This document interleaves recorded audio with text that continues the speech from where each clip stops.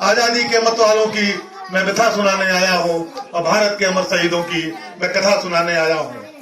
सन 1857 में जिसने क्रांति का बिगुल बजाया था वो था मंगल पांडे, जो अंग्रेजों से टकराया था। उस बागी बलिया को मैं सिर झुकाने आया हूँ और भारत के अमर शहीदों की मैं कथा सुनाने आया हूँ। आजादी के मत वालों की मैं व्यथा सुनाने आया हूँ। जो काल बनी थी अंग्रेजों की वो झांसी वाली रानी थी। जो काल बनी थी अंग्रेजों की वो झांसी वाली रानी थी। नाम था उसका लक्ष्मीबाई। उसने हार न मानी थी। उस रानी महारानी को मैं श्रद्धासुमन चढ़ाने आया हूँ और भारत के अमर शहीदों की मैं कथा सुनाने आया हूँ। आजादी के मत वालों की मैं व्यथा सुनाने आया हूँ। राजगुरु श्रीदेव भगत ने दुश्मन को बहुत रुलाया था। अंग्रेजों ने तब तीनों को फांसी पर लटकाया था। उनके चरणों की धूलों को सरमाथे तिलक लगाने आया हूँ। आजादी के मत वालों की मैं कथा सुनाने आया हूँ और भारत के अमर शहीदों की मैं व्यथा सुनाने आया हूँ।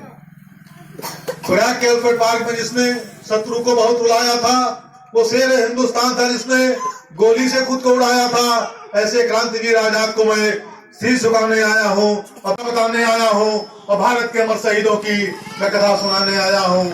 आजादी के मत वालों की मैं व्यथा सुनाने आया हूँ। और खून अगर तुम दोगे मुझको तो आजादी मैं दे दूंगा, नेताजी का ये नारा था। खून अगर तुम दोगे मुझको तो आजादी मैं दे दूंगा।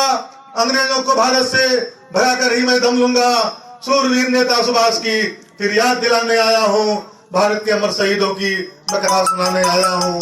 आजादी के मत वालों की मैं व्यथा सुनाने आया हूँ। ये